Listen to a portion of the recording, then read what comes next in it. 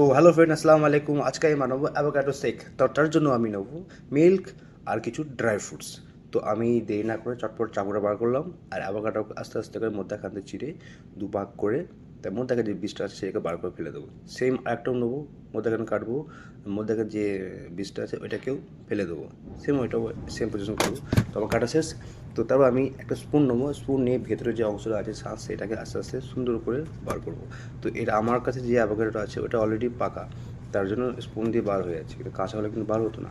তো আমি এইভাবেই প্রত্যেক অ্যাভোকাডোটাই স্পুন দিয়ে সুন্দর করে বার করবো ভেতরের শ্বাসটাকে। তো আমার বার করা শেষ। তারপর আমি এর মধ্যে মিক্স করবো দুধ। গাইস, আমার কাছে কিন্তু 1 লিটার দুধ আছে, তো আমি এখানে পুরো 1 লিটার দুধটাই মিক্স করে দেবো। তো একটা জিনিস বলা হয়নি, সেটা হচ্ছে এখানে আমি মিক্স করবো হানি। হানি মিক্স হলে কিন্তু স্বাদটা আরও বেশি বেড়ে যাবে।